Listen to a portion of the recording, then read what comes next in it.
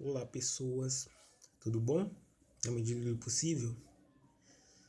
Então pessoas, acho que hoje eu queria falar de um tema mais sério, assim, tentar. Acho que todo mundo já percebeu o que está acontecendo no mundo, né?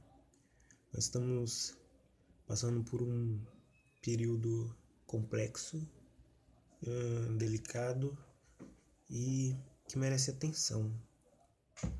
Assim, ocorreu um evento nos Estados Unidos, um episódio de um homem negro atirado ao chão e um policial branco colocou o joelho sobre o pescoço desse homem negro e permaneceu nessa posição até que ele viesse a óbito.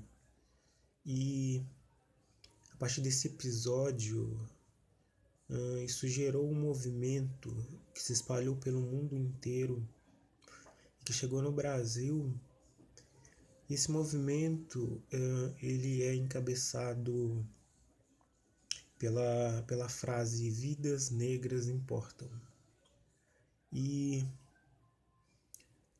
intrigantemente, no Brasil ele acabou sofrendo algumas críticas de um perfil específico da sociedade que costuma ter esse tipo de postura diante de qualquer movimento contra as opressões que as minorias sofrem.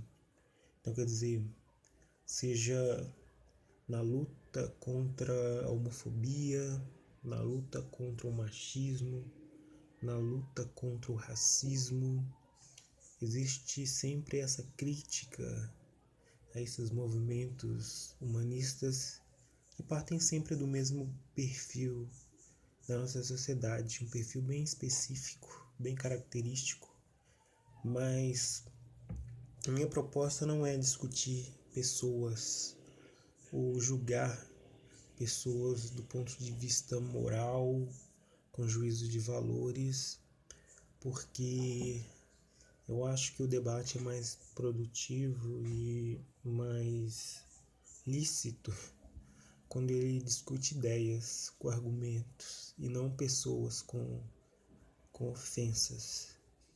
Então a minha proposta é discutir ideias e, enfim, diante dessa discussão perceber quais argumentos são mais consistentes.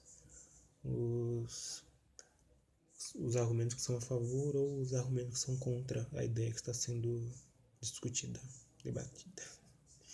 Enfim.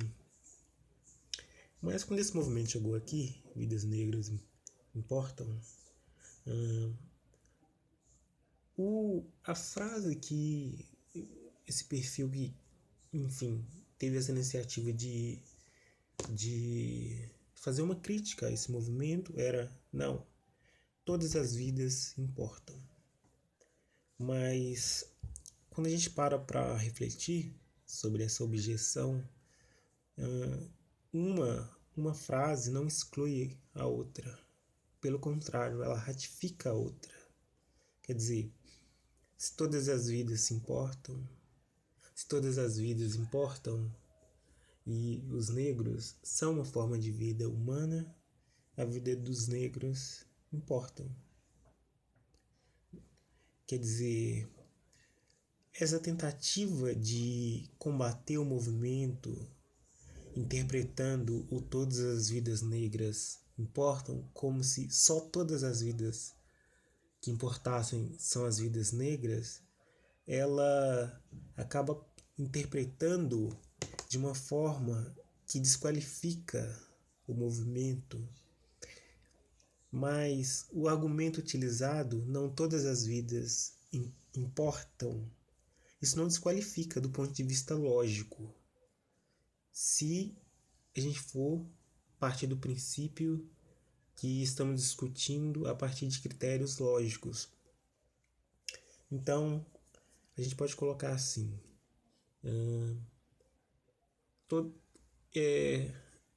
um exemplo poderia ser uma ilustração boa.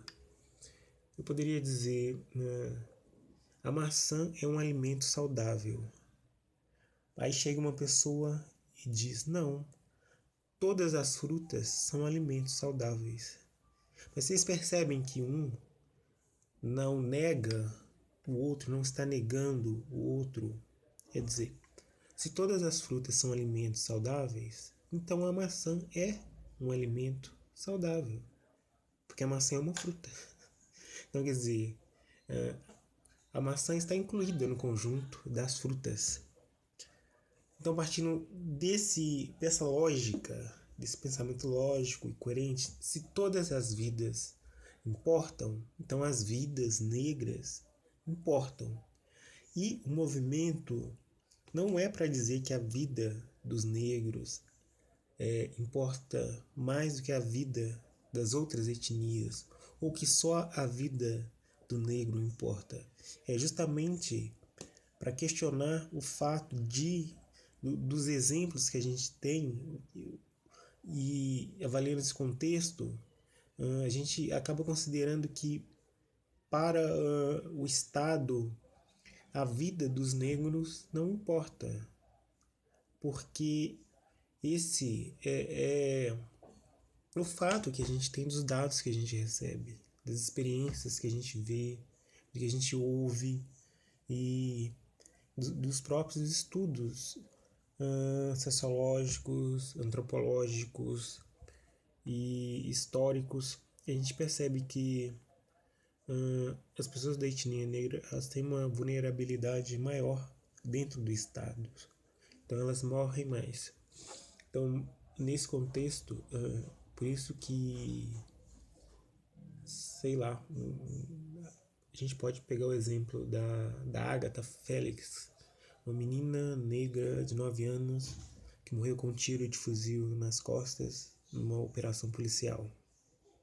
Quer dizer, eu acho que é meio impossível pensar essa mesma cena num contexto branco, elitizado, num condomínio fechado.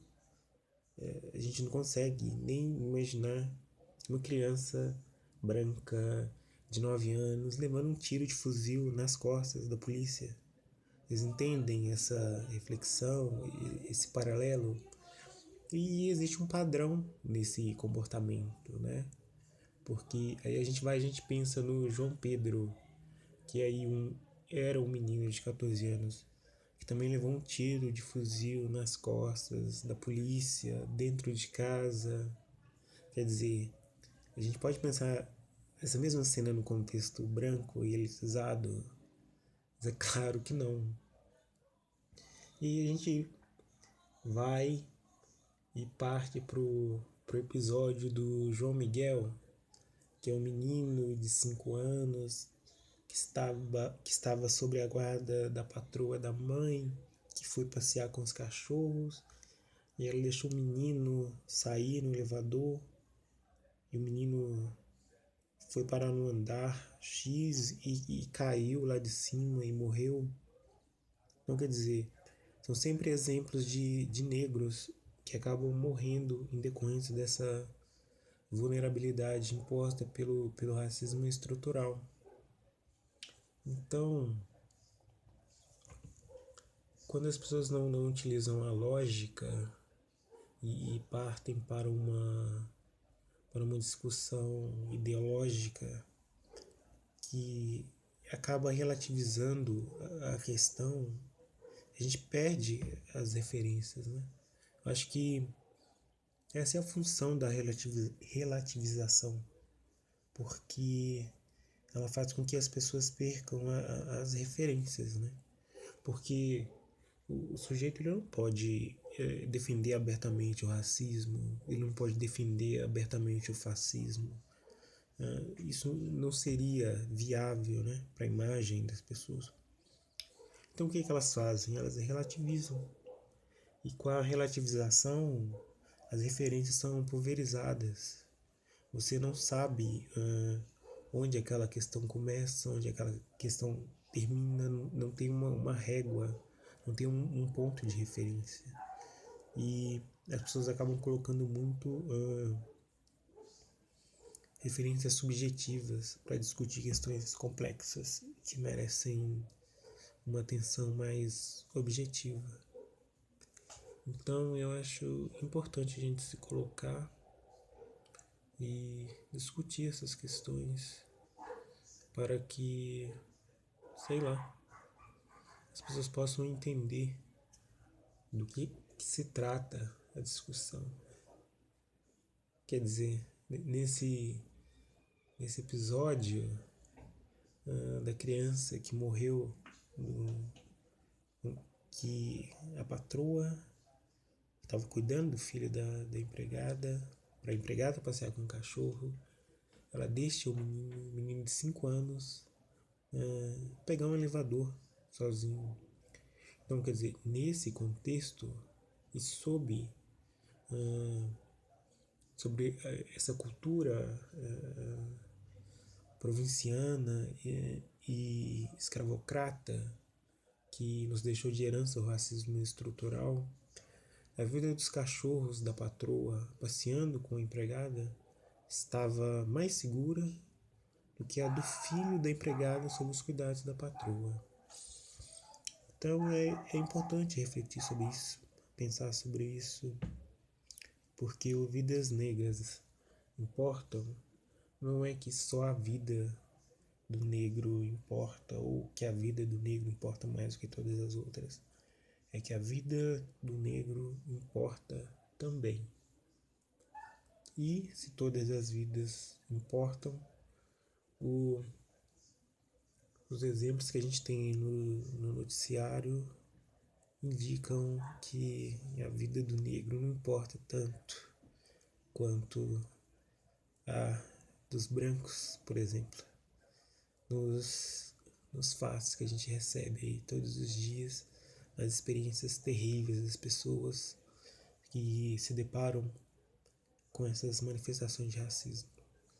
Então, é importante pensar sobre isso, se posicionar e não apenas não praticar, mas combater qualquer manifestação da prática.